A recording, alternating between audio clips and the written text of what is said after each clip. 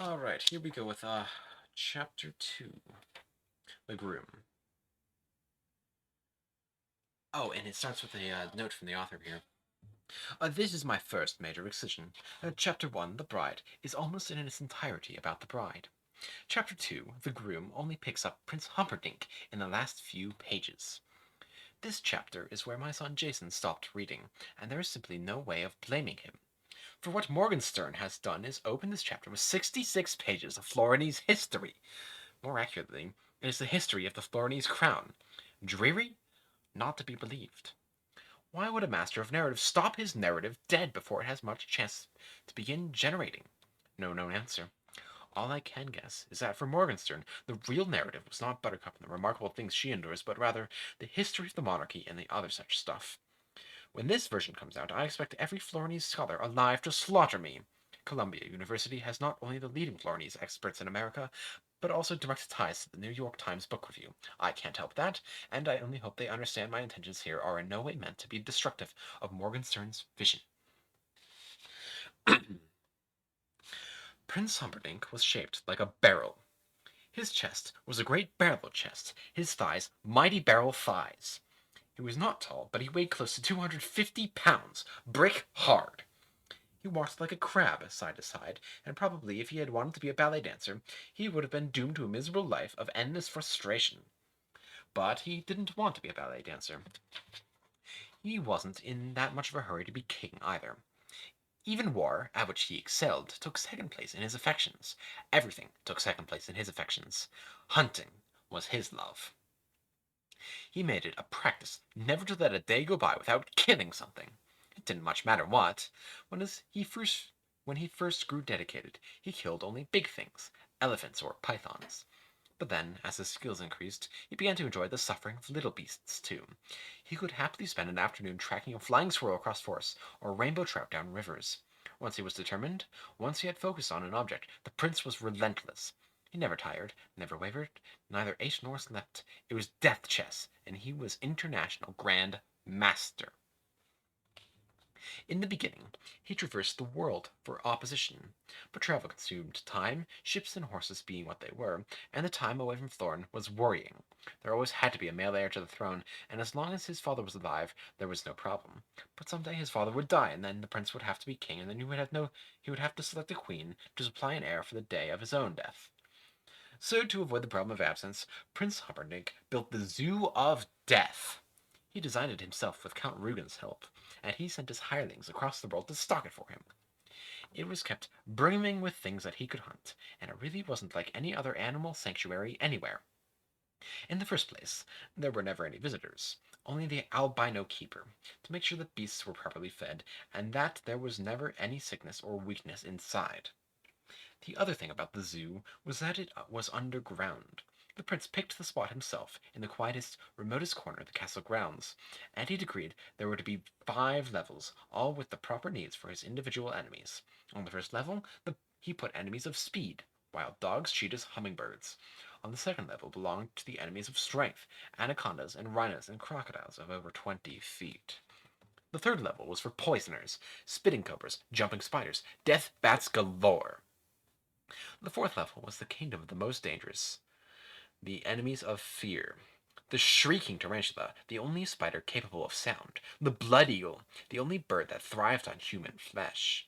Plus, in its own black pool, the sucking squid. Even the albino shivered during feeding time on the fourth level. The fifth level was empty. The prince constructed it in the hopes of someday finding something worthy, something as dangerous and fierce and powerful as he was. Unlikely. Still, he was an eternal optimist, so he kept the great cage of the fifth level always in readiness. And there was really more than enough that was lethal on the other 4 levels to keep a man happy. The prince would sometimes choose his prey by luck. He had a great wheel with a spinner, and on the outside of the wheel was a picture of every animal in the zoo, and he would twirl the spinner at breakfast, and wherever it stopped, the albino would ready that breed. Sometimes he would choose by mood. I feel quick today. Fetch me a cheetah. Or, I feel strong today. Release a rhino. And whatever he requested, of course, was done. He was ringing down the curtain on an orangutan when the business of the king's health made its ultimate intrusion. It was mid-afternoon, and the prince had been grappling with the giant beast since morning, and finally, after all these hours, the hairy thing was weakening. Again and again, the monkey tried to bite, a sure sign of failure in strength in the arms. The prince warded off the attempted bites with ease, and the ape was heaving at the chest now, desperate for air. The prince made a crab-like step sideways, then another, then darted forward, spun the great beast in his arms, and began applying pressure to the spine. This was all taking place in the ape pit, where the prince had his pleasure with any simians. From up above now, Count Rugen's voice interrupted. "There is news," the count said. From battle, the prince replied, "Cannot it wait?" "For how long?" asked the count. Crack! The orangutan fell like a rag doll. "Now, what is all this?" the prince replied, stepping past the dead beast, mounting the ladder out of the pit. "Your father had his annual physical," the count said. "I have the report." "And?" "Your father is dying." "Drat," said the prince. "That means I shall have to get married." Chapter 3. The Courtship. 4 of them met in the great council room of the castle. Prince Humperdinck, his confidant, Count Rugen, his father, aging King Lothran, and Queen Bella, his evil stepmother. Queen Bella was shaped like a gumdrop, and colored like a raspberry. She was easily the most beloved person in the kingdom, and had been married to the king long before he began mumbling. Prince Humperdinck was but a child then, and since the only stepmothers he knew were the evil ones from stories, he always called Bella that, or E.S. for short. "All right," the prince began when they were all assembled. "Who do I marry? Let's pick a bride and get it done." Aging King Lothran said, "I've been thinking it's really getting to be about time for Humperdinck to pick a bride." He didn't actually so much say that as mumble it. "I've mumble, hum bum bum bum, engage mumble bubble." Queen Bella was the only one who bothered ferreting out his meanings anymore. "You couldn't be righter, dear," she said, and she patted his royal robes. What did he say?" "He said whoever we picked on would be getting a thunderously handsome prince for a lifetime companion." "Tell him he's looking quite well himself," the prince returned. "We've only just changed Miracle Man," the queen said. "That accounts for the improvement." "You mean you fired Miracle Max?" Prince Humperdinck said. "I thought he was the only one left." "No, we found another one up in the mountains, and he's quite extraordinary. Old, of course, but then, who wants a young Miracle Man?"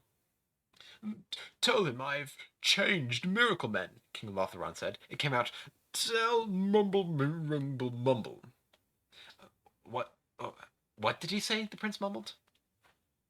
"He said a man of your importance couldn't marry just any princess." "True, true," Prince Humperdinck said. He sighed deeply. "I suppose that means Norina."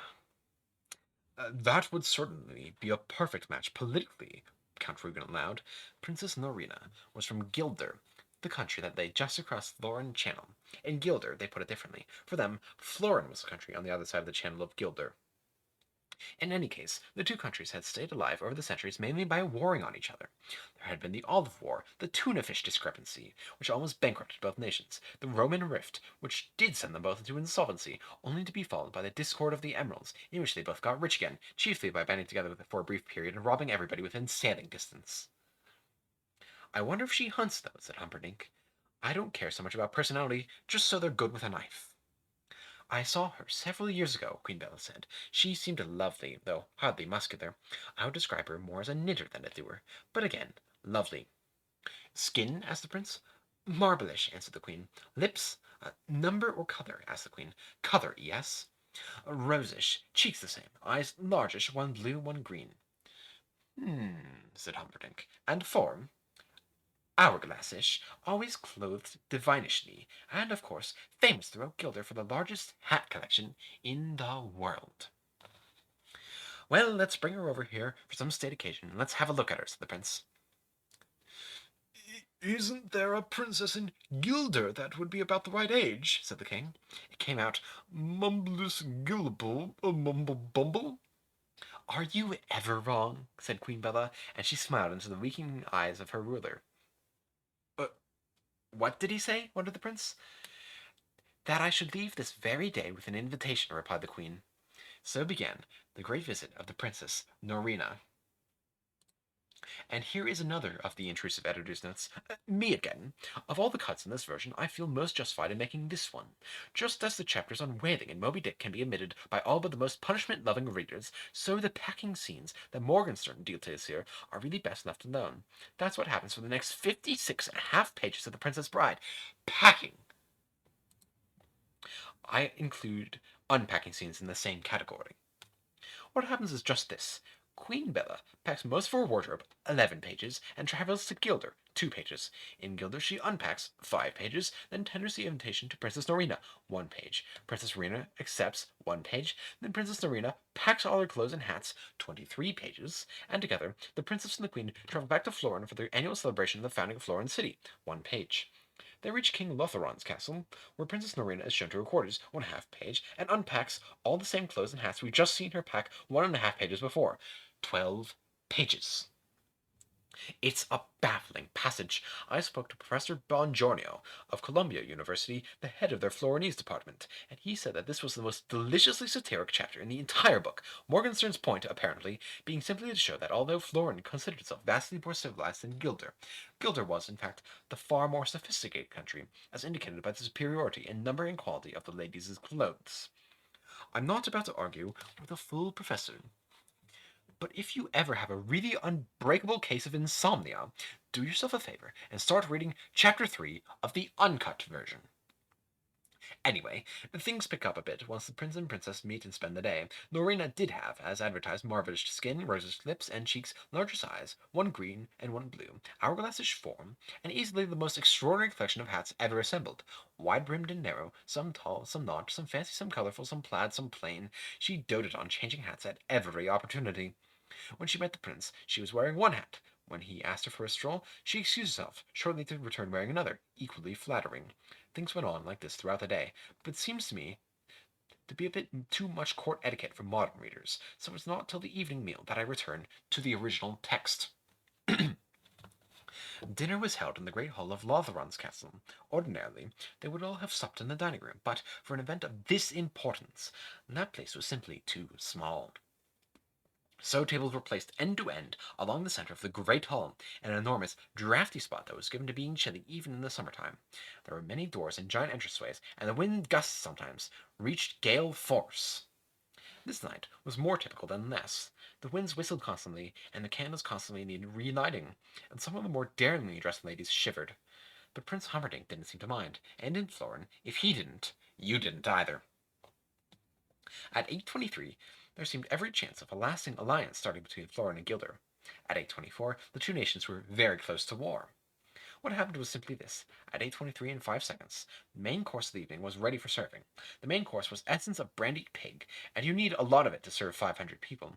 So in order to hasten the serving, a giant double door that led from the kitchen to the great hall was opened. The giant double door was on the north end of the room. The door remained open throughout what followed. The proper wine for essence of brandy pig was in readiness behind the double door that led eventually to the wine cellar. This double door was opened at 8:23 and 10 seconds in order that the dozen wine stewards could get their cakes quickly to the eaters. This double door, it might be noted, was at the south end of the room. At this point, an unusually strong crosswind was clearly evident. Prince Humperdinck did not notice, because at that moment he was whispering with the Princess Norina of Gilder. He was cheek to cheek with her, his head under her wide-brimmed blue-green hat, which brought out the exquisite color in both of her largish eyes. At 8:23 and 20 seconds, King Lothron made his somewhat belated entrance to the dinner. He was always belated now, he had been for years, and in the past people had been known to starve before he got there. But of late, meals just began without him, which was fine with him since his new miracle man had taken him off meals anyway. The king entered through the king's door, a huge hinged thing that only he was allowed to use. It took several servants in excellent condition to work it. It should be reported that the king's door was always in the east side of any room, since the king was, of all people, closest to the sun. What happened then has been variously described as a norther or a southwester, depending on where you were seated in the room when it struck, but all hands agree at one thing. At 8:23 and 25 seconds, it was pretty gusty in the great hall. Most of the candles lost their flames and toppled, which was only important because a few of them fell, still burning, into the small kerosene cups that were placed here and there all across the banquet table so that the essence of brandied pig could be properly flaming when served.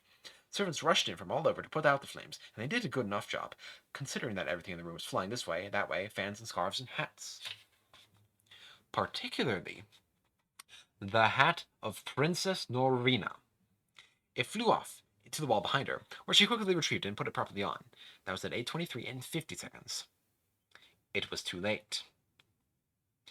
At 8:23 and 55 seconds, Prince Humperdinck rose roaring, the veins in his neck thick, etched like hemp. There were still flames in some places, and their redness reddened his already blood-filled face. He looked, as he stood there, like a barrel on fire. He then said to Princess Norina the 5 words that brought the nations to the brink. "Madam, feel free to flee!" And with that, he stormed from the great hall. The time was then 8:24. Prince Humperdinck made his angry way to the balcony above the great hall and stared down at the chaos. The fires were still in places flaming red, guests were pouring out through the doors, and Princess Norina, hatted and faint, was being carried by her servants far from view. Queen Bella finally caught up with the prince, who stormed along the balcony, clearly not yet in control. "I do wish you hadn't been quite so blunt," Queen Bella said. The prince whirled on her. "I'm not marrying any bald princess, and that's that!" "No one would know," Queen Bella explained. "She has hats even for sleeping." "I would know," cried the prince. "Did you see the candlelight reflecting off her skull?" "But things would have been so good with gilders," the queen said, addressing herself half to the prince, half to Count Rugen, who now joined them. "Forget about Gilder. I'll conquer it some time. I've been wanting to ever since I was a kid anyway." He approached the queen. "People snicker behind your back when you've got a bald wife, and I can do without that, thank you. You'll just have to find someone else." "Who?" "Find me somebody. She should look just nice. That's all." That Norina has no hair," King Lotharon said, puffing up to the others. "Nor umble mumble humble." "Thank you for pointing that out, dear," said Queen Bella.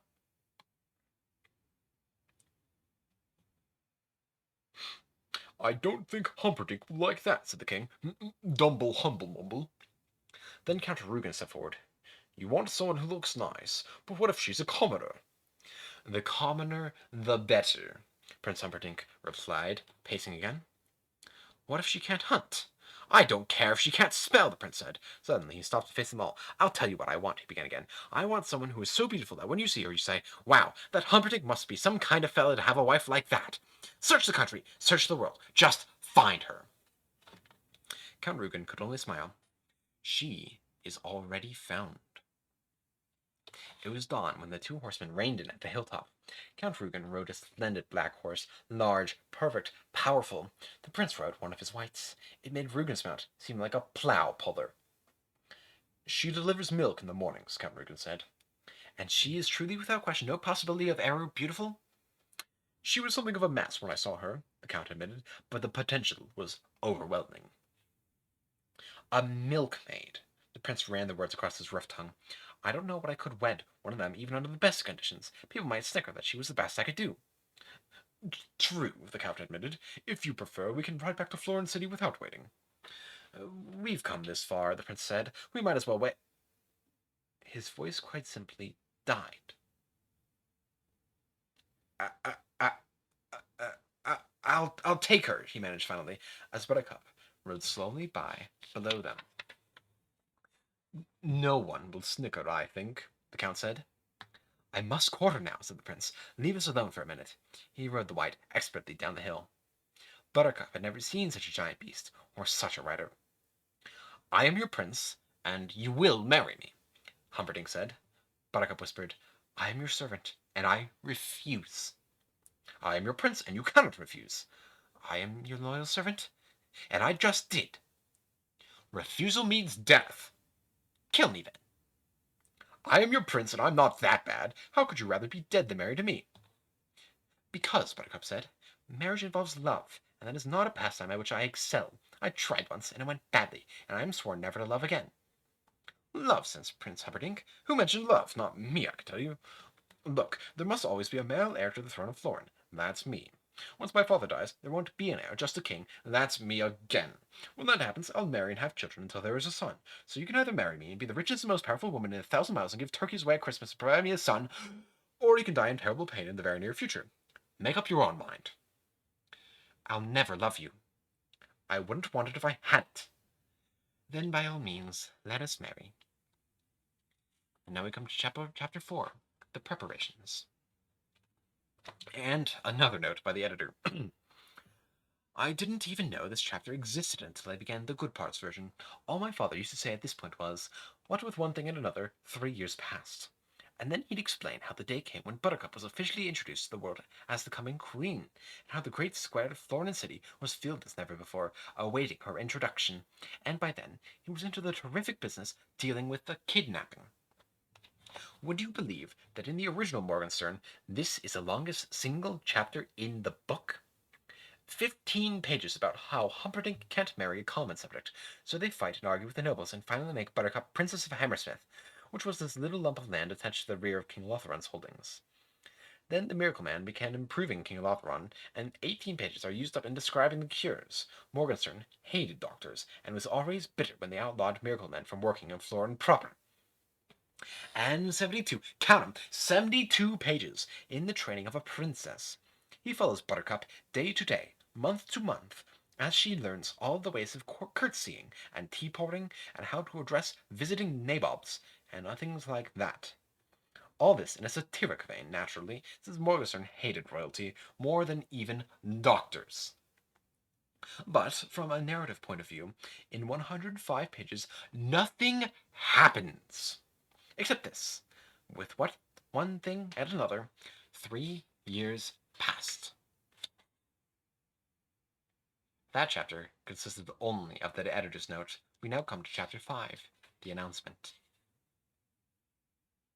The great square of Florin City was filled as never before, awaiting the introduction of Prince Humperdinck's bride-to-be, Princess Buttercup of Hammersmith. The crowd had begun forming some 40 hours earlier, but up to 24 hours before, there were still fewer than 1,000. But then, as the moment of introduction grew nearer, from across the country the people came. None had ever seen the princess, but rumors of her beauty were continual, and each was less possible than the one before. At noontime, Prince Humperdinck appeared at the balcony of his father's castle and raised his arms. The crowd, which by now was at the danger size, slowly quieted. There were stories that the king was dying, that he was already dead, that he had been dead long since, that he was fine. My people, my beloveds, from whom we draw our strength, today is a day of greeting.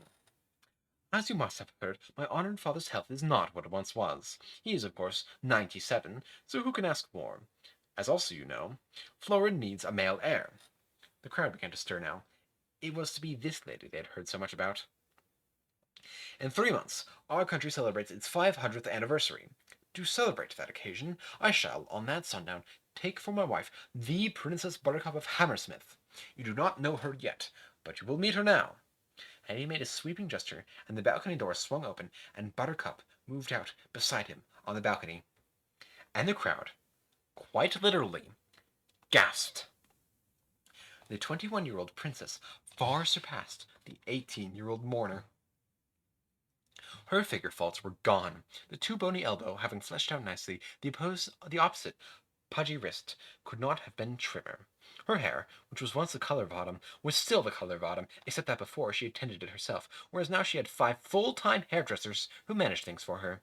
This was long after hairdressers. In truth, ever since there have been women, there have been hairdressers, Adam being the first, though the King James scholars do their very best to muddy this point.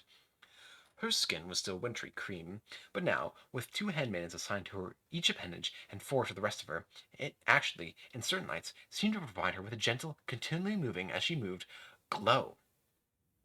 Prince Humperdinck took her hand and held it high, and the crowd cheered. That's enough, mustn't reach overexposure, the prince said, and he started back in towards the castle. They have waited, some of them, so long, Buttercup answered. I would like to walk among them. We do not walk among commoners unless it is unavoidable, the prince said. I have known more than a few commoners in my time, Buttercup told him. They will not, I think, harm me.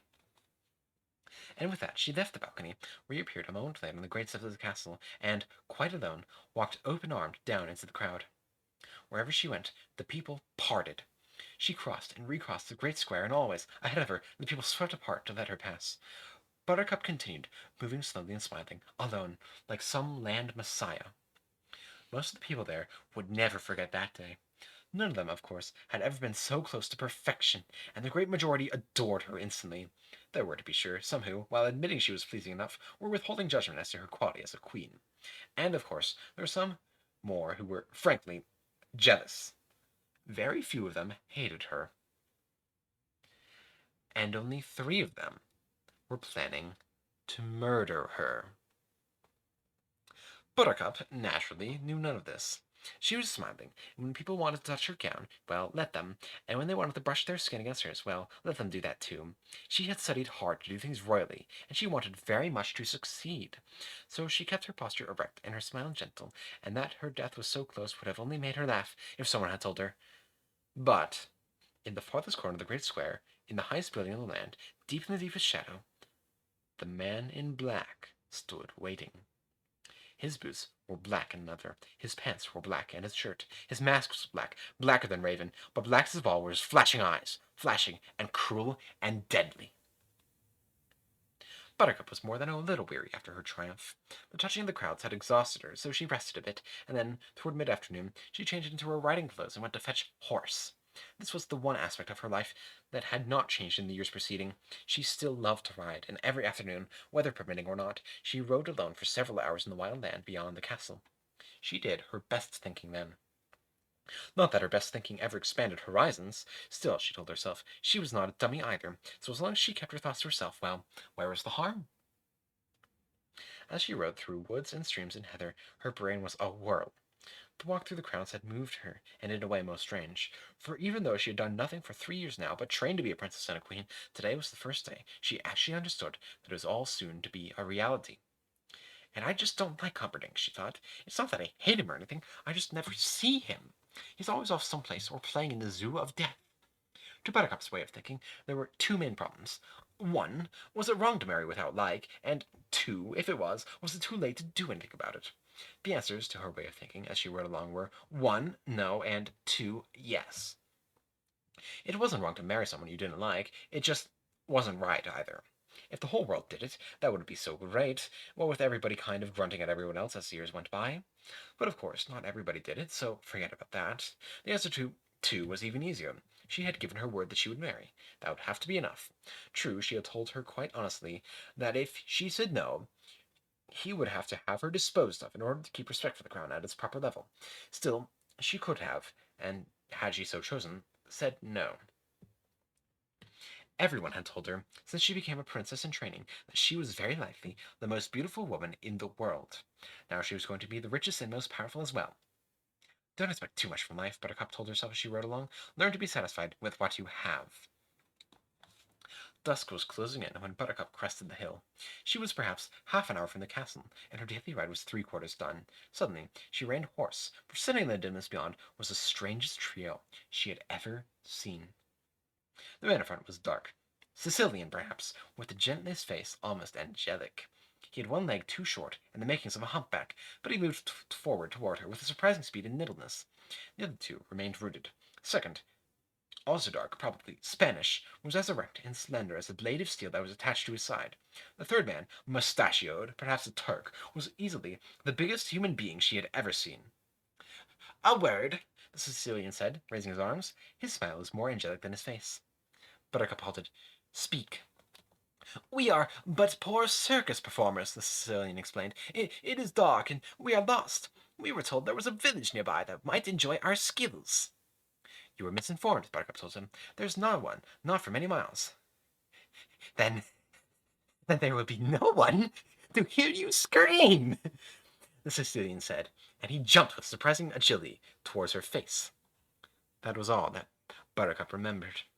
Perhaps she did scream, but if she did, it was more from terror than anything else, because certainly there was no pain. His hands expertly touched places on her neck, and unconsciousness came. She awoke to the lapping of water. She was wrapped in a blanket, and the giant Turk was putting her in the bottom of a boat. For a moment, she was about to talk, but when they began talking, she thought it better to listen. And after she had listened for a moment, it got harder and harder to hear, because of the terrible pounding of her heart. "I think you should kill her now," the Turk said. "The less you think, the happier I'll be," the Sicilian answered. There was a sound of ripping cloth.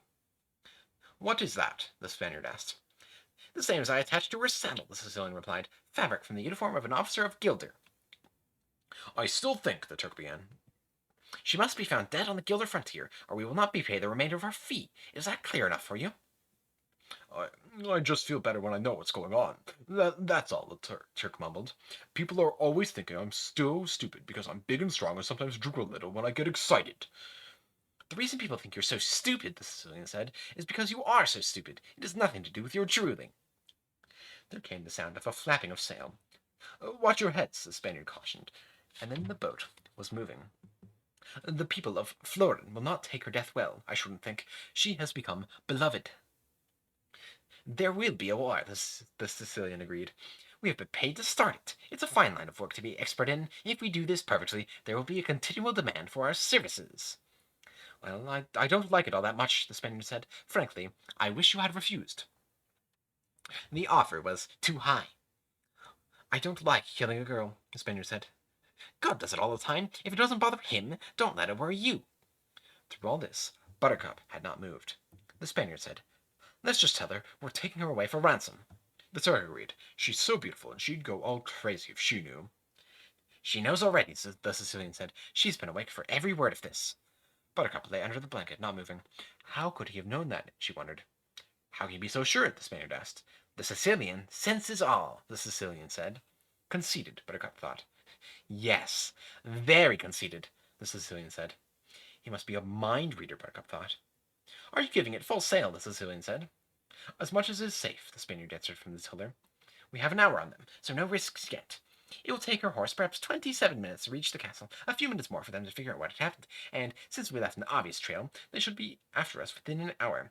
We should reach the cliffs in 15 minutes more, and, with any luck at all, the Gilder frontier at dawn when she dies. Her body should be quite warm when the prince reaches her mutilated form. I only wish we could stay for his grief. It should be Homeric. Why does he let me know his plans? Buttercup wondered. You are going back to sleep now, my lady, the Spaniard said, and his fingers suddenly were touching her temple, her shoulder, her neck, and she was unconscious again. Buttercup did not know how long she was out, but they were still in the boat when she blinked, the blanket shielding her. And this time, without daring to think, the Sicilian would have it known somehow, she threw the blanket aside and dove deep into the Florin Channel. She stayed under for as long as she dared, and then surfaced, starting to swim across the moonless water with every ounce of strength remaining to her. Behind her in the darkness there were cries. Go in! Go in! From the Sicilian. I only dog paddle, from the Turk. You're better than I am, said from the Spaniard. Buttercup continued to leave them behind her. Her arms arched from the effort, but she gave them no rest. Her legs kicked and her heart pounded. I can hear her kicking, the Sicilian said. Veer left. Buttercup went into her breaststroke, silently swimming away. Where is she? Shrieked the Sicilian. The sharks will get her. Don't worry, cautioned the Spaniard. Oh dear, I wish you hadn't mentioned that, thought Buttercup.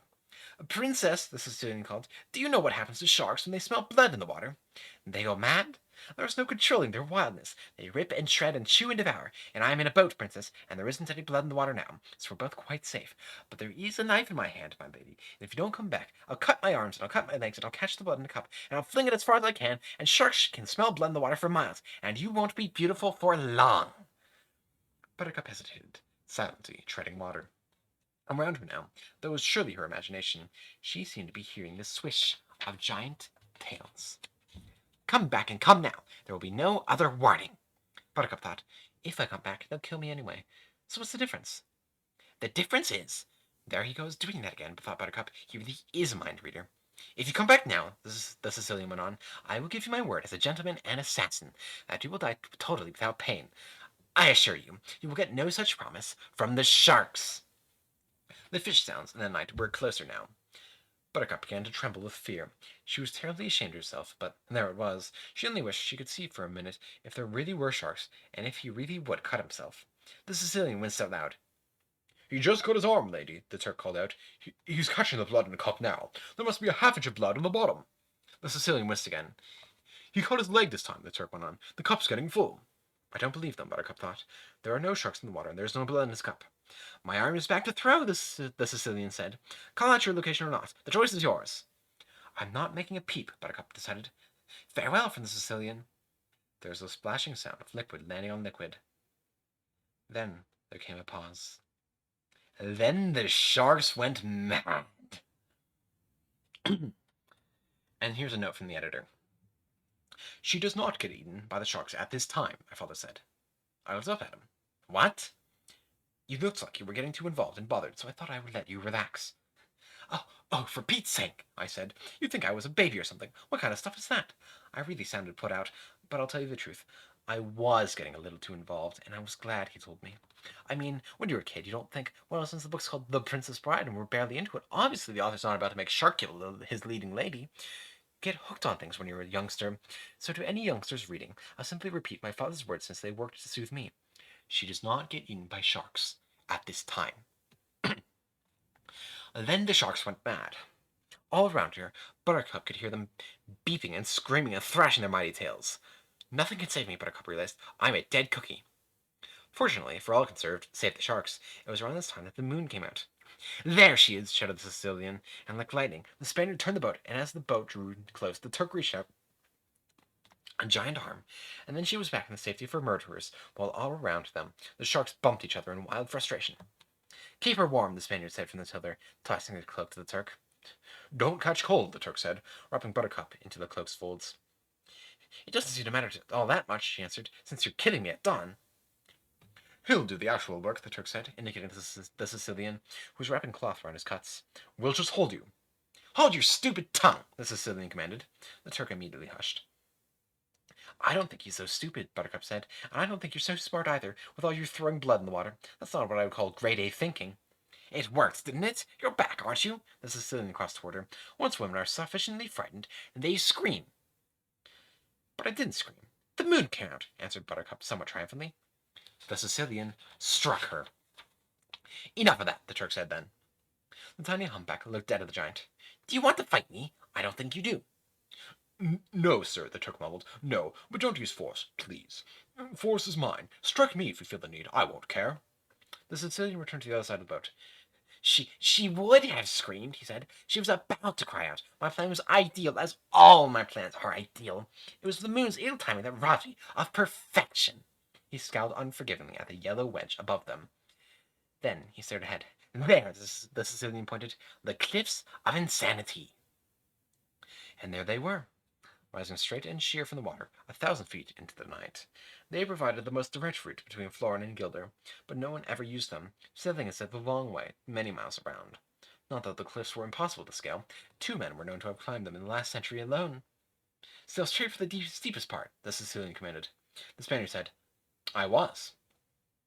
Buttercup did not understand. Going up the cliffs could hardly be done, she thought, and no one had ever mentioned secret passages through them.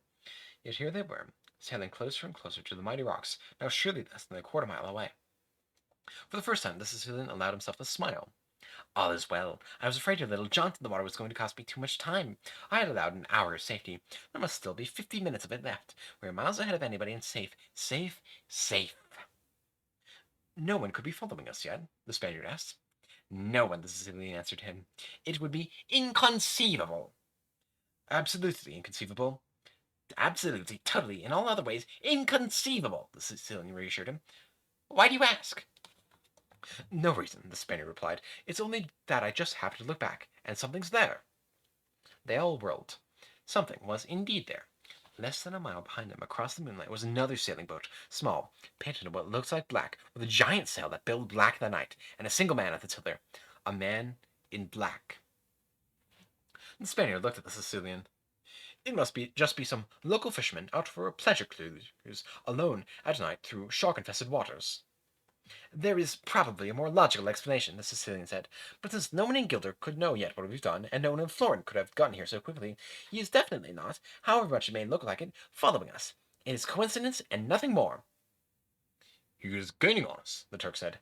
That is also inconceivable, the Sicilian said. Before I saw this boat we're in, I made many inquiries as to what was the fastest ship in all the Florin Channel, and everyone agreed it was this one.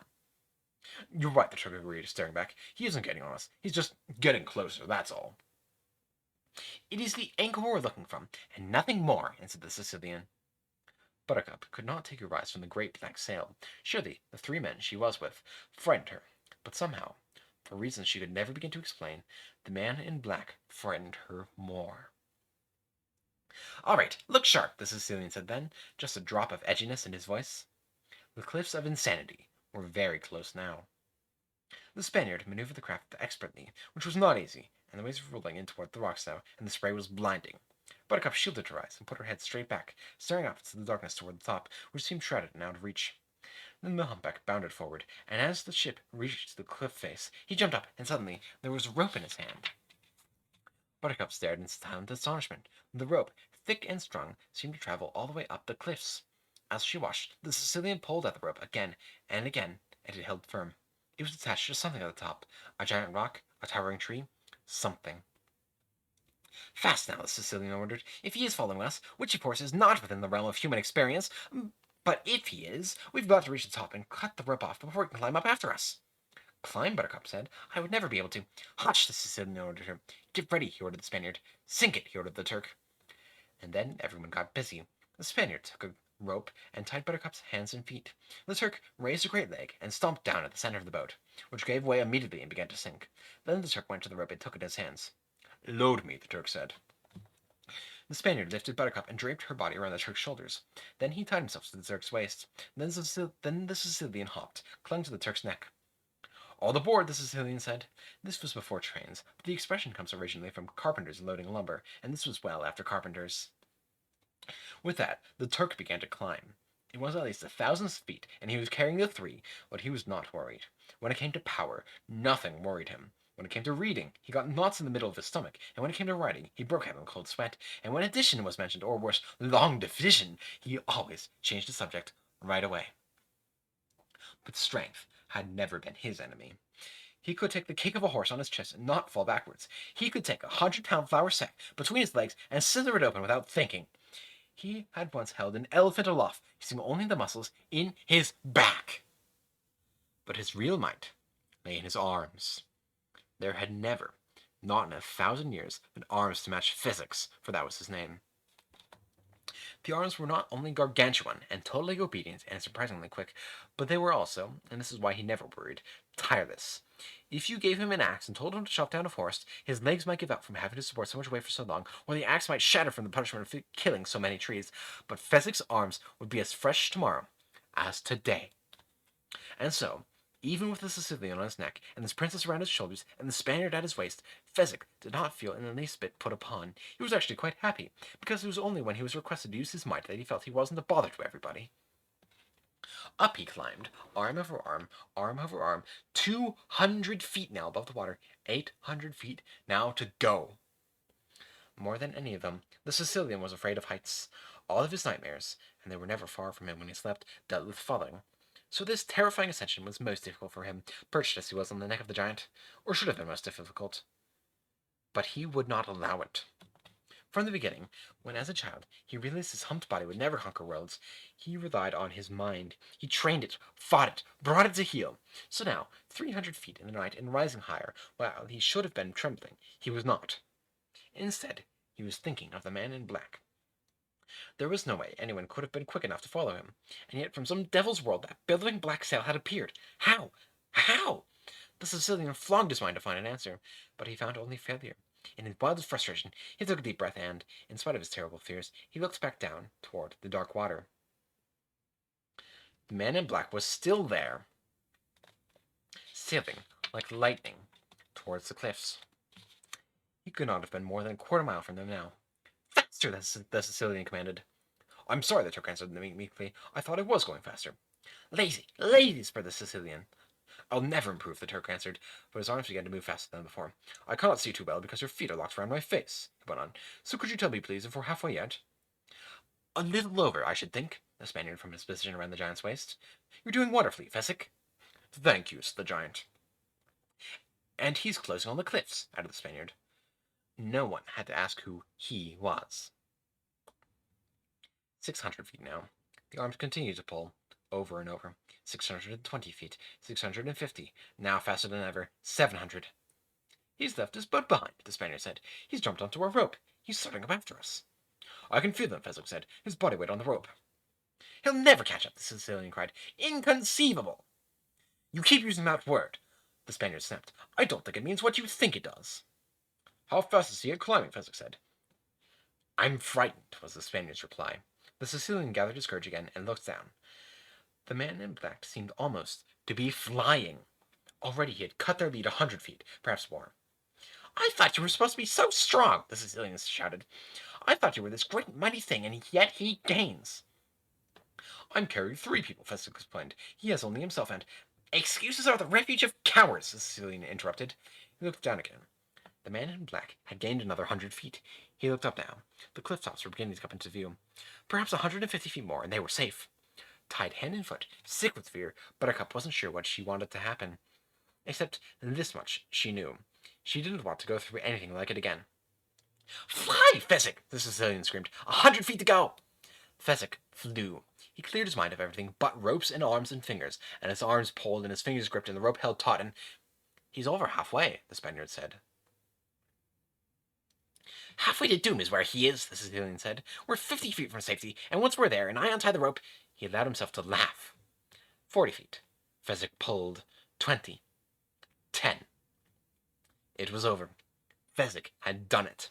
They had reached the top of the cliffs, and first the Sicilian jumped off, and then the Turk removed the princess, and as the Spaniard untied himself, he looked back over the cliffs. The man in black was no more than 300 feet away. "It seems a shame," the Turk said, looking down alongside the Spaniard. "Such a climber deserves better than—" He stopped talking then. The Sicilian had untied the rope from its knots around an oak. The rope seemed almost alive, the greatest of all water serpents, heading at last for home. It whipped across the cliff tops, spiraled into the moonlit channel. The Sicilian was roaring now, and he kept at it until the Spaniard said, "He did it." "Did what?" The humpback came curving to the cliff's edge. "Release the rope in time," the Spaniard said. "See?" He pointed down. The man in black was hanging in space, clinging to the sheer rock face, 700 feet above the water. The Sicilian watched, fascinated.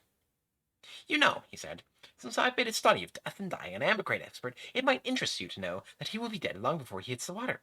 The fall will do it, not the crash." The man in black dangled helpless in space, clinging to the cliffs with both hands. "Oh, how rude we're being," the Sicilian said then, turning to Buttercup. "I'm sure you'd like to watch." He went to her and brought her, still tied hand and foot, so that she could watch the final pathetic struggle of the man in black 300 feet below. Buttercup closed her eyes, turned away. "Shouldn't we be going?" the Spaniard asked. "I thought you were telling us how important the time was." It is," the Sicilian nodded. "But I just can't miss a death like this. I could stage one of these every week and sell tickets. I could get out of the assassination business entirely. Look at him. Do you think his life is passing before his eyes? That's what the books say." "He has very strong arms," Philip commented, "to hold on so long." "He can't hold on much longer," the Sicilian said. "He has to fall soon." It was at that moment that the man in black began to climb.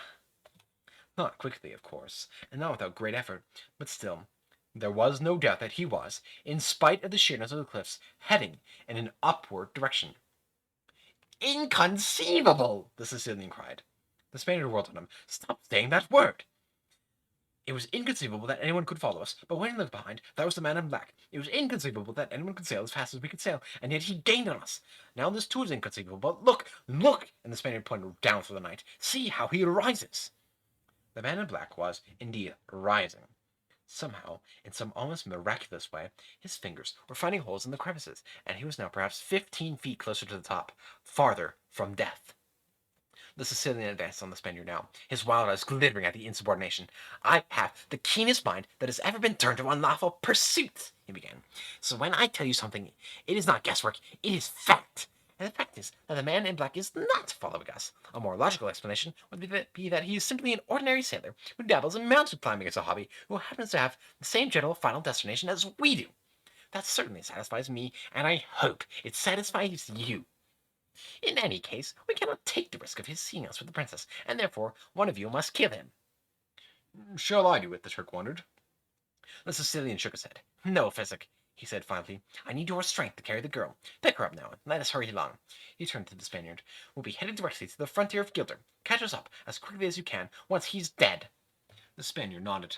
The Sicilian hobbled away. The Turk hoisted the princess, began following the humpback. Just before he lost sight of the Spaniard, he turned and hollered, "Catch up quickly!"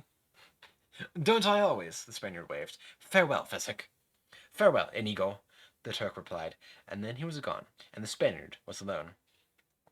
Inigo moved to the cliff edge and knelt with his customary quick grace. 250 feet below him now, the man in black continued his painful climb. Inigo lay flat, staring down, trying to pierce the moonlight and find the climber's secret. For a long while, Inigo did not move. He was a good learner, but not a particularly fast one, so he had to study. Finally, he realized that somehow, by some mystery, the man in black was making fists and jamming them into the rocks and using them for support. Then he would reach up with his other hand till he found a high split in the rock and make another fist and jam it in. Whenever he could find support for his feet, he would use it, but mostly it was the jammed fist that made the climbing possible. Inigo marveled. What a truly extraordinary adventurer this man in black must be. He was close enough now for Inigo to realize that the man was masked, a black hood covering all but his features. Another outlaw? Perhaps. Then why would he have to fight, and for what? Inigo shook his head. It was a shame that such a fellow must die, but he had his orders, so there it was. Sometimes he did not like the Sicilian's commands, but what could he do? Without the brains of the Sicilian, he, Inigo, would never be able to command jobs of this caliber. The Sicilian was a master planner. Inigo was the creature of the moment. The Sicilian said, "Kill him." So why waste sympathy on the man in black? Someday, someone would kill Inigo, and the world would stop to mourn. Sorry, the world would not stop to mourn. He stood now, quickly jumping to his feet, his blade-thin body ready for action. Only the man in black was still many feet away. There was nothing to do but wait for him. Inigo hated waiting, so to make the time more pleasant, he pulled from the scabbard his only love, the six-fingered sword. How it danced in the moonlight, how glorious and true. Inigo brought it to his lips, and with all the fervor in his great Spanish heart, he kissed the metal. In the mountains of central Spain, set high in the hills above Toledo, was the village of Arabella. It was very small, and the air was always clear. And that was all you could say that was good about Arabella. Terrific air. You could see for miles. But there was no work. The dogs overran the streets, and there was never enough food. The air, clear enough, was also too hot in the daylight, freezing at night. As to Inigo's personal life, he was always just a trifle hungry. He had no brothers or sisters, and his mother had died in childbirth. He was fantastically happy. Because of his father, Domenico Montoya was funny-looking and crotchety and impatient and absent-minded and never smiled. Inigo loved him. Totally. Don't ask why. There really wasn't any one reason you could put your finger on. Oh, probably Domenico loved him back. But love was many things, none of them logical. Domenico Montoya made swords. If you wanted a fabulous sword, did you go to Domenico Montoya? If you wanted a great balanced piece of work, did you go to the mountains behind Toledo? If you wanted a masterpiece, a sword for the ages, was it Arabella that your footsteps led you to? Nope. You went to Madrid, because Madrid was where lived the famous Yeste, and if you had the money and you had the time, you got your weapon. Yeste was fat and jovial, and one of the richest and most honored men in the city, and he should have been. He made wonderful swords, and noblemen bragged to each other when they owned an original Yeste. But sometimes, not often, mind you, maybe once a year, perhaps less, a request would come in for a weapon that was more even than Yeste could make. When that happened, did Yeste say, "Alas, I am sorry, I cannot do it"? Nope. What he said was, "Of course, I'd be delighted. 50% down payment, please. The rest before delivery. Come back in a year. Thank you very much." The next day, he would set out for the hills behind Toledo. "So, Domingo," Yeste would call out when he reached Inigo's father's hut. "So, Yeste," Domingo Montoya would return from the hut doorway. Then the two men would embrace, and Inigo would come running up, and Yeste would rumple his hair, and then Inigo would make tea while the two men talked. "I need you," Yeste would always begin. Domingo would grunt. "This very week I have accepted a commission to make a sword for the member of the Italian nobility. It is to be a jewel encrusted at the handle, and jewels are to spell out the name of the present mistress and—" No. That single word, and that alone, but it was enough. When Domingo Montoya said no, it meant nothing else but. Inigo, busy with the tea, knew what would happen now. Yeste would use his charm. No. Yeste would use his wealth. No. His wit, his wonderful gift for persuasion. No. He would beg, entreat, promise, pledge. No. Insults, threats. No. Finally, genuine tears. No. More tea, Yeste. Perhaps another cup, thank you. Then, big, "Why won't you?" Inigo hurried to refill their cups, as to never miss a word. He knew why they had been brought up together, had known each other 60 years, and had never not loved one another deeply, and it thrilled him when they could hear them arguing.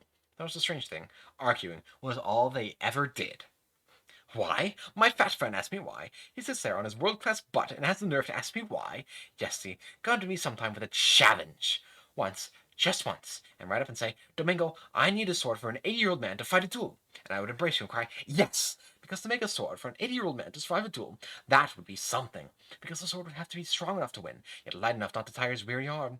I would have to use all to perhaps find an unknown metal, strong but very light, or devise a different formula for a known one, mix some bronze with some iron and some air in a way ignored for 1,000 years. I would kiss your smelly feet for an opportunity like that, fat yesterday. But to make a stupid sword with innate jewels in the form of stupid initials, so that some stupid Italian could throw his stupid mistress, no. That I will not do. For the last time I ask you, please. For the last time I tell you, I am sorry. No.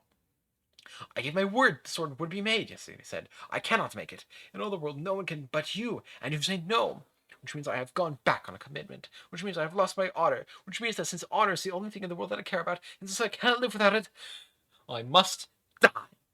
And since you are my dearest friend, I may as well die now, with you, basking in the warmth of your affection. And here, Yesterday would pull out a knife. It was a magnificent thing, a gift for Domingo on Yesterday's wedding day. Goodbye, little Inigo, Yesterday would say then.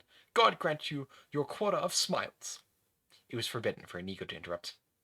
Goodbye, little Domingo, Yesterday would say again. Although I die in your hut, and although it is your own stubborn fault that causes my seizing, in other words, even though you are killing me, don't think twice about it. I love you as I always have, and God forbid your conscience should give you any trouble. He pulled open his coat, brought the knife closer. The pain is worse than I imagined, Yesterday cried. How can it hurt when the point of the weapon is still an inch away from your belly? Domingo asked. I'm anticipating. Don't bother me. Let me die unpestered. He brought the point to his skin, pushed. Domingo grabbed the knife away. Someday, I won't stop you, he said. Inigo, set an extra place for supper. I was all set to kill myself, truly. Enough dramatics. What is on the menu for this evening? The usual gruel. Inigo, go check and see if there's anything by chance in my carriage outside. There was always a feast waiting in the carriage. And after the food and the stories would come the departure, and always before the departure would come the request.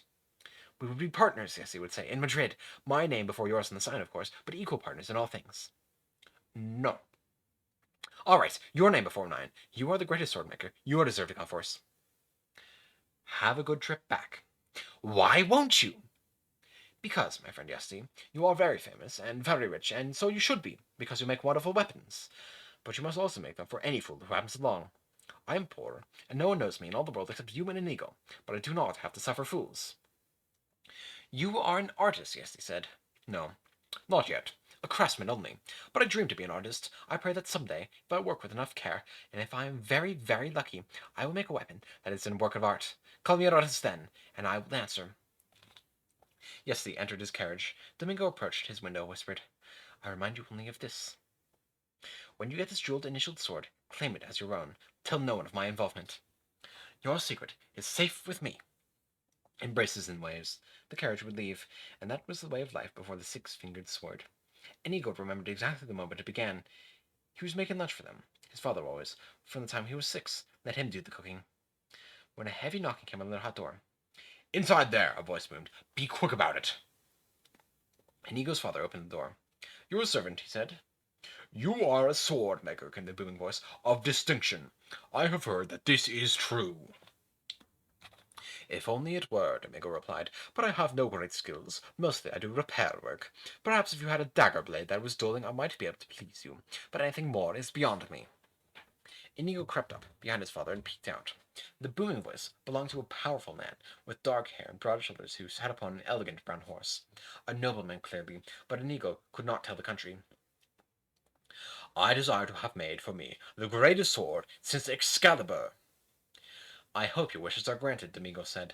And now, if you please, our lunch is almost ready, and I did not give you permission to move. You stay right exactly where you are, risk my wrath, which, I must tell you in advance, is considerable. My temper is murderous. Now, what were you saying about your lunch? I was saying that it will be hours before it is ready. I have nothing to do, and would not dream of budging. There are rumors, the nobleman said, that deep in the hills behind Toledo lives a genius, the greatest sword-maker in all the world.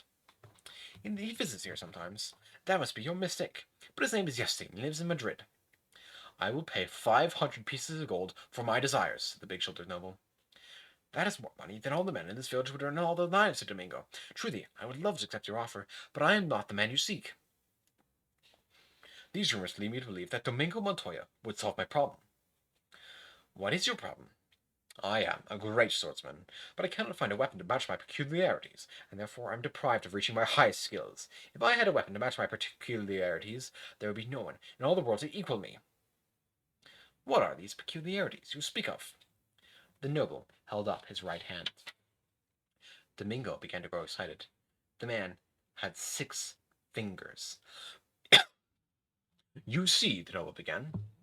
Of course, Domingo interrupted. The balance of the sword is wrong for you because every balance has been conceived of for 5. The grip of every handle cramps you because it has been built for 5. For an ordinary swordsman it would not matter, but a great swordsman, a master, would have eventual discomfort, and the greatest swordsman in the world must always be at ease. The grip of his weapon must be as natural as a blink of his eye, and cost him no more thought. Clearly, you understand the difficulties, the nobleman began again. But Domingo had travelled where others' words could never reach him. Inigo had never seen his father so frenzied. The measurements! Of course! Each finger, the circumference of the wrist, and the distance from the 6th nail to the index pad. So many measurements, and have your preferences. Do you prefer to slash or cut? If you slash, do you prefer the right to left movement or perhaps the parallel? When you cut, do you enjoy the upward thrust? And how much power do you wish to come from the shoulder? How much from the wrist? And do you wish your point cut it so as to enter more easily, or do you enjoy seeing the opponents wince? So much to be done, so much to be done! And on he went until the noble dismounted, and had to almost take him by the shoulders to quiet him. You are the man of the rumors, Domingo nodded, and you will make me the greatest sword since Excalibur. I will beat my body to ruins for you. Perhaps I will fail, but no one will try harder. And payment? When you get the sword, then payment. Now let me get to work measuring. Inigo, my instruments! Inigo scurried into the darkest corner of the hut. I insist on leaving something on account. It's not necessary. I may fail. I insist. All right, 1 gold piece. Leave that. But do not bother me with money until there was work. Do not bother me with money when there was work that needs beginning. The noble took out 1 piece of gold. Domingo put it in a drawer and left it, without even a glance. Feel your fingers now, he commanded. Rub your hands hard. Shake your fingers. You will be excited when you duel, and this handle must match your hand to that excitement. If I measured when you were relaxed, there would be a difference, as much as a thousandth of an inch, and that would rob us of perfection. And that is what I seek. Perfection! I will not rest for less. The nobleman had to smile. And how long will it take to reach it? Come back in a year, Domingo said, and with that, he set to work. Such a year. Domingo slept only when he dropped from exhaustion. He ate only when Inigo would force him to. He studied, fretted, complained. He never should have taken the job. It was impossible. The next day he would be flying. He never should have taken the job. It was too simple to be worth his labors. Joy to despair, joy to despair, day to day, hour to hour. Sometimes Inigo would wake to find him weeping. What is it, father? It is that I cannot do it. I cannot make the sword. I cannot make my hands obey me. I would kill myself if that. What would you do then? Go to sleep, father. No, I don't need sleep. Feathers don't need sleep. Anyway, I slept yesterday. Please, father, a little nap. All right, a few minutes, to keep you from nagging. Some nights, Inigo would wake to see him dancing. What is it, father? It is that I have found my mistakes, corrected my misjudgments. Then it will be done soon, father. It will be done tomorrow, and it will be a miracle. You are wonderful, father. I am more wonderful than wonderful. How dare you insult me? But the next night, more tears. What is it now, father? The sword! The sword! I cannot make the sword! But last night, father, you said that you found your mistakes. I was mistaken. Tonight I found new ones, worse ones. I am the most wretched of creatures. Say you wouldn't mind if I killed myself so I could end this existence. But I would mind, father. I love you, and I would die if you stopped breathing. You don't really love me. You're only speaking pity. Who could pity the greatest sword maker in the history of the world? Thank you, Inigo. You're welcome, father. I love you back, Inigo. Sleep, father. Yes. Sleep. A whole year of that. A year of the handle being right, but the balance being wrong. Of the balance being right, but the cutting edge too dull. Of the cutting edge sharpened, but that threw off the balance again. Of the balance returning, but now the point was fat. The point regaining sharpness. Only now the entire blade was too short, and it all had to go. All had to be thrown out. All had to be done again. Again. Again. Domenico's health began to leave him. He was fevered always now, but he forced his frail shell on, because this had to be the finest since Excalibur. Domenico was battling legend, and it was destroying him. Such a year. One night, Inigo woke to find his father seated, staring, calm. Inigo followed the stare. The 6-fingered sword was done. Even in the hut's darkness, it glistened. Alas, Domingo whispered. He could not take his eyes from the glory of the sword. After a lifetime, Inigo, I am an artist! The big-shouldered nobleman did not agree.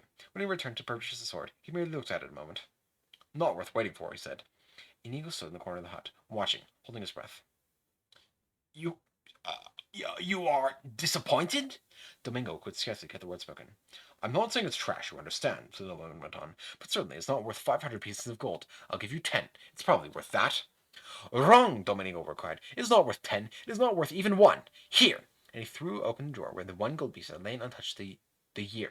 The gold is yours, all of it. You have lost nothing. He took back the sword and turned away. I'll take the sword, the nobleman said. I didn't say I wouldn't take it. I only said that I would pay what it was worth. Domingo whirled back, eyes bright. You quibbled, you haggled. Art was involved, and you saw only money. Beauty was here for the taking, and you saw only your fat purse. You've lost nothing. There is no more reason for you remaining here. Please go. The sword, the noble said. The sword belongs to my son, Domingo said. I give it to him now. It is forever his. Goodbye. You're a peasant and a fool, and I want my sword. You're an enemy of art, and I pity your ignorance, Domingo said. They were the last words he ever uttered. The noble killed him then, with no warning. A flash of the nobleman's sword, and Domingo's heart was torn to pieces. Inigo screamed. He could not believe it. It had not happened. He screamed again. His father was fine. Soon they would have tea. He could not stop screaming. The village heard. 20 men were at the door. The nobleman pushed his way through them. The man attacked me. See, he holds a sword. He attacked me and I defended myself. No move from my way. It was lies, of course, and everyone knew it. But he was a noble, so what were they to do? They parted, and the nobleman mounted his horse. Coward! The nobleman whirled. Pig! Again the sword parted. Again the crowd parted. Inigo stood there, holding the six-fingered sword, repeating his words. Coward! Pig! Killer! So intend the babe before he oversteps himself, the noble said to the crowd. Inigo ran forward then, standing in front of the nobleman's horse, blocking the nobleman's path. He raised his six-fingered sword with both hands, and cried, I, Inigo Montoya, do challenge you, coward, pig, killer, fool, to battle. Get him out of my way. Move the infant. The infant is 10, and he stays, Inigo said. Enough of your family is dead for one day. Be content, said the noble. When you beg me for your breath, then I shall be contented. Now dismount. The nobleman dismounted. Draw your sword. The nobleman unsheathed his killing weapon. I dedicate your death to my father, Inigo said. Begin. They began. It was no match, of course. Inigo was disarmed in less than a minute. But for the first 15 seconds or so, the noble was uneasy. During those 15 seconds, strange thoughts crossed his mind, for even at the age of 10, Inigo's genius was there. Disarmed, Inigo stood very straight. He said not a word, begged nothing. I'm not going to kill you, the nobleman said. Because you have talent and you're brave, but you're also lacking in manners, so that's going to get you in trouble if you're not careful. So I shall help you as you go through life by leaving with a reminder that bad manners are to be avoided. And with that his blade flashed 2 times. And Inigo's face began to bleed. 2 rivers of blood poured from his forehead to his chin, one crossing each cheek. Everyone watching it knew it then. The boy was scarred for life. Inigo would not fall. The world went white behind his eyes, but he would not go to ground. The blood continued to pour. The nobleman replaced his sword, remounted, rode on. It was only then that Inigo allowed the darkness to claim him. He awoke to Yesse's face. I was beaten, Inigo whispered. I failed him. Yesse could only say, Sleep. Inigo slept. The bleeding stopped after a day, and the pain stopped after a week. They buried Domingo, and for the first and last time Inigo left Arabella. His face bandaged, he rode in Yesse's carriage to Madrid, where he lived in Yesse's house, obeyed Yesse's commands. After a month, the bandages were removed, but the scars were still deep red. Eventually, they softened some, but they always remained the chief features of Inigo's face, the giant parallel scars running one on each side, from temple to chin. For 2 years, Yesse cared for him. Then one morning, Inigo was gone. In his place were 3 words. I must learn, on a note pinned to his pillow. Learn? Learn what? What existed beyond Madrid that a child had to commit to memory? Yes, he shrugged and sighed. It was beyond him. There was no understanding children any more. Everything was changing too fast, and the young were different. Beyond him, life was beyond him. The world was beyond him. You name it, it was beyond him. He was a fat man who made swords. That much he knew. So he made more swords, and he grew fatter, and the years went by. As his figure spread, so did his fame. From all across the world they came, begging him for weapons, so he doubled his prices because he didn't want to work too hard anymore. He was getting old. But when he doubled his prices, then the news spread from duke to prince to king. They only wanted him the more desperately. Now the wait was 2 years for his sword, and the lineup of royalty was unending, and yes, he was growing tired, so he doubled his prices again. And when that didn't stop him, he decided to triple his already doubled and redoubled prices, and besides that, all work had to be paid for in jewels in advance, and the wait was up to 3 years, but nothing would stop them. They had to have swords by yesterday, or nothing. And even though the work on the finest was nowhere what it once was, Domingo, after all, no longer could save him. The silly Richmond didn't notice. All they wanted was his weapons, and they fell over each other with jewels for them. Yes, they grew very rich, and very heavy. Every part of his body sagged. He had only fat thumbs in Madrid. Dressing took an hour, breakfast the same, everything went slowly. But he could still make swords, and people still craved them. "I'm sorry," he said to the young Spaniard who entered his shop one particular morning. "The wait is up to 4 years, and even I am embarrassed to mention the price. Have your weapon made by another." "I have my weapon," the Spaniard said, and he threw the six-fingered sword across Yesse's workbench. Such embraces. "Never leave again," Yesse said. "I eat too much when I'm lonely." "I cannot stay," Inigo told him. "I'm only here to ask you one question. As you know, I have spent the last 10 years learning. Now I have come for you to tell me if I am ready." "Ready? For what? What in the world have you been learning?" "The sword." "Madness," said Yesse. "You have spent 10 entire years just learning defense." "No, not just learning defense," Inigo answered. "I did many other things as well." "Tell me." "Well," Inigo began, 10 years is what, about 3,600 days? And that's about, I figured this one out once, so I remember pretty well, about 86,000 hours. Well, I always made it a point to get 4 hours sleep per night. That's 14,000 hours right there, leaving perhaps 72,000 hours to account for. You slept. I'm with you. What else?" "Well, I squeezed rocks." "I'm sorry, my hearing sometimes fails me. It sounded like you said you squeezed rocks." "To make my wrist strong, so I could control the sword. Rocks like apples, that size. I would squeeze them in each hand for perhaps 2 hours a day. And I would spend another 2 hours a day in skipping and dodging and moving quickly, so that my feet would be able to get me into position to deliver properly the thrust of my sword. That's another 14,000 hours. I'm down to 58,000 now. Well, I was sprinting 2 hours each day, as fast as I could, so my legs, as well as being quick, would also be strong, and that gets me down to about 50,000 hours. Yes, he examined the young man before him. Blade thin, 6 feet in height, straight as a sapling, bright-eyed, taut, even motionless as he seemed to whip it quick. And those last 50,000 hours, these have been spent studying the sword? Inigo nodded. Where? Wherever I could find a master. Venice, Bruges, Budapest. I could have taught you here. True, but you care for me. You would not have been ruthless. You would have said, "Excellent, Perry, Inigo. That's enough for one day. Let's have supper." "That does sound like me," Yesse admitted. "But why was it so important? Why was it worth so much of your life?" "Because I could not fail them again." "Fail who?" "My father. I have spent all these years preparing to find the six-fingered man and kill him in a duel. But he's a master, Yesse. He said as much, and I saw the way his sword flew at Domingo. I must not lose that duel when I find him, so now I have come to you. You know swords and swordsmen. You must not lie. Am I ready? If you say I am, I will seek him through the world. And if you say no, I will spend another 10 years and another 10 after that, if that is needed." So they went to Yesse's courtyard. It was late morning. Hot. Yesse put his body in a chair, and the chair in the shade. Inigo stood waiting in the sunshine. "We need not test desire. We know you have sufficient motive to deliver the death blow," Yesse said. "Therefore, we need only probe your knowledge in speed and stamina. We need no enemy for this. The enemy is always in the mind. Visualize him." Inigo drew his sword. "The six-fingered man taunts you," Yesse called. "Do what you can." Inigo began to leap around the courtyard, the great blade flashing.